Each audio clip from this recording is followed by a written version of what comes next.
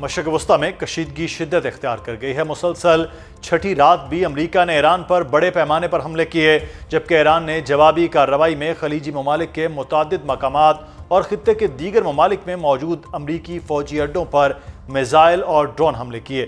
امریکی central command کا کہنا ہے کہ ایران کے خلاف تازہ بڑی کارروائی مکمل کر لی گئی ہے، تاہم امریکی فوج نے اہداف کی تفصیلات جاری نہیں کی۔ ایرانی میڈیا کے مطابق امریکی حملوں میں ایران بھر میں کم از کم 6 پل، 1 ریلوے اسٹیشن اور دیگر مقامات کو نشانہ بنایا گیا، جن میں کم از کم 8 افراد جاں بحق اور متعدد زخمی ہوئے۔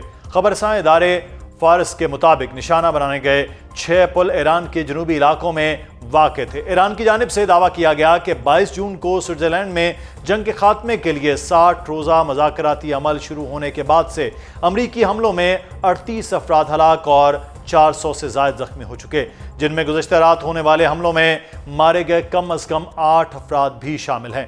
ایران اور امریکہ کے درمیان آبِ ہرمز اس وقت کشیدگی کی سب سے بڑی وجہ ہے۔ دونوں جانب سے حملوں کا سلسلہ جاری ہے۔ ایسے میں ایرانی فوج کے ترجمان ابراہیم ذوالفقاری نے خبردار کیا ہے کہ آبِ ہرمز 40 روزہ جنگ کے بعد کبھی پہلے جیسی نہیں رہے گی، جبکہ انہوں نے امریکہ پر اس اہم عالمی آبی گزرگاہ کو غیر مستحکم کرنے کا الزام بھی عائد کیا۔ تمام تر سفارتی کوششوں کے باوجود ایران اور امریکہ کے درمیان حالات دن بدن بگڑتے چلے جا رہے ہیں۔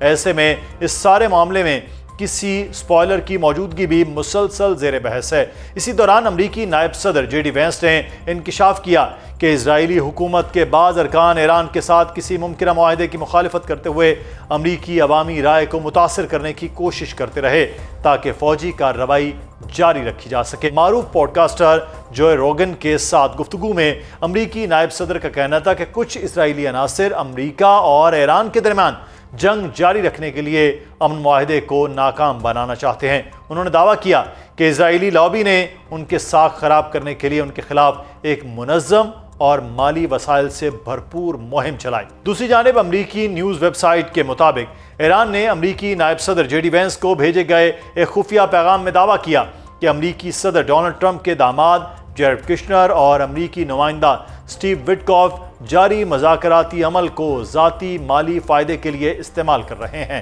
لیکن امریکی نائب صدر جے ڈی وینس نے اس دعوے کو سراسر مذاق خیز قرار دے دیا۔ امریکی نائب صدر جے ڈی وینس کا کہنا ہے کہ جیرڈ کشنر اور اسٹیو وٹکوف پر لگائے جانے والے الزامات مکمل طور پر بے بنیاد ہیں۔ ان کا کہنا تھا کہ جیرڈ کشنر اور وٹکوف صدر کی ٹیم کے انتہائی قابل اعتماد ارکان ہیں اور ان کی دیانتداری پر کوئی سوال نہیں اٹھایا جا سکتا۔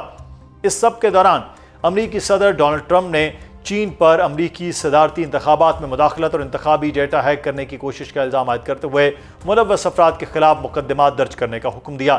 اپنے خطاب میں امریکی صدر نے دعویٰ کیا کہ چین نے 2020 کے انتخابات سے قبل مداخلت کی، 20 کروڑ سے زائد ووٹر کے ڈیٹا تک رسائی حاصل کی اور اس بڑے واقعے میں پردہ ڈالا گیا۔ امریکی قوم سے خطاب میں ڈونلڈ ٹرمپ نے کہا کہ چین الیکشن ڈیٹا ہیک کرنے کی کوشش کر رہا ہے۔ امریکی الیکشن میں چین مداخلت کی کوشش کر رہا ہے۔ چین چاہتا ہے کہ ٹرمپ صدارتی الیکشن ہار جائیں۔ دوسری طرف چین نے امریکی صدر ڈونلڈ ٹرمپ کی جانب سے امریکی انتخابات میں مداخلت کے الزامات کو بے بنیاد قرار دیتے ہوئے سختی سے مسترد کر دیا۔ چینی وزارت خارجہ کے ترجمان نے بیجنگ میں میڈیا سے گفتگو کرتے ہوئے کہا کہ امریکی الزامات حقائق پر مبنی نہیں بلکہ چین کو بدنام کرنے کی کوشش ہے۔ اس سب کے دوران پاکستان کی جانب سے سفارتی محاذ پر کوششیں جاری ہیں۔ نائب وزیر اعظم وزیر خارجہ سینیٹر اسحاق ڈار کی چینی ہم منصب کے ساتھ اہم ملاقات ہوئی۔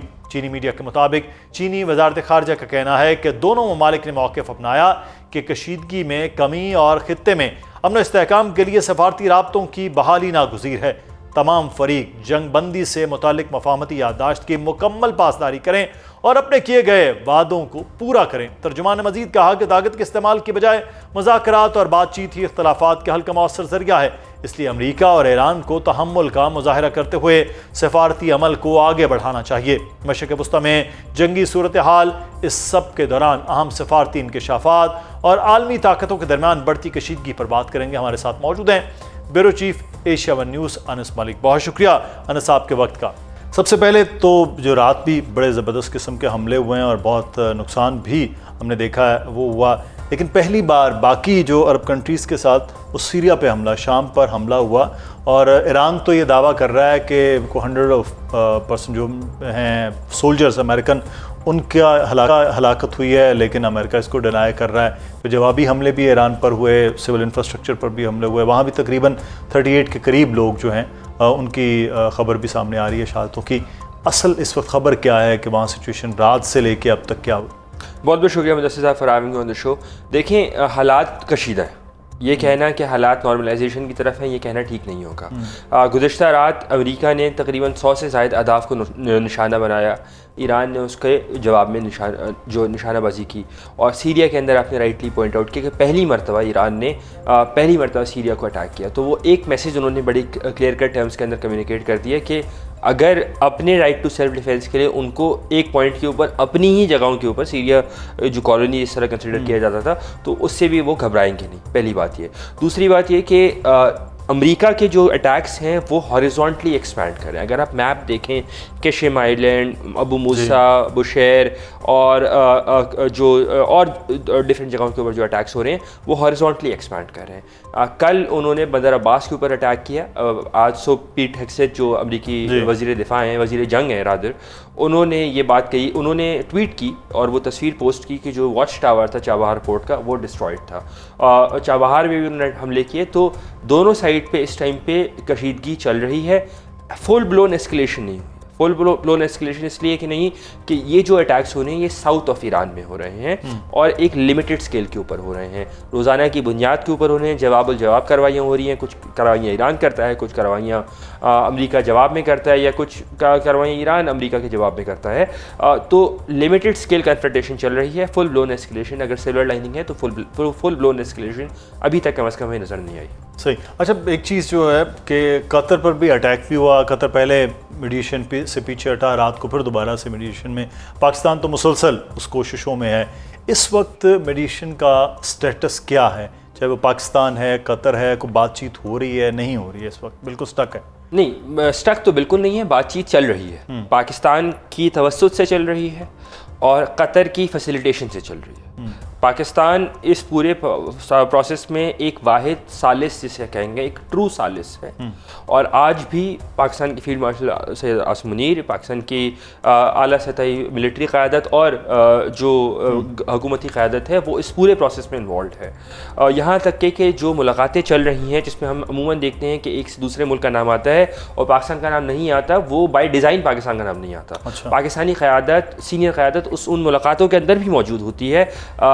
اس کی اگزامپل میں آپ کو دے سکتا ہوں کہ پچھلے ہفتے ہونے والی جو عمان میں ملاقات تھی اس میں بھی پاکستانی قیادت اور پاکستان کی ریپرزنٹیشن موجود تھی. جو عمان اور ایران کے فارن منسٹرز کی ہوئی، جس میں اسٹریٹ آف ہارموز کے ایک پروپوزل کو فلوٹ کیا گیا تھا. اس وقت بھی میسیجز ایکسچینج چل رہا ہے. اگر فار انسٹنس ایگزامپل کے طور پہ اگر پہلے 10 میسیجز ایکسچینج ہوتے تھے 24 گھنٹے میں، تو اب وہ 2 کے اوپر آ گئے ہیں.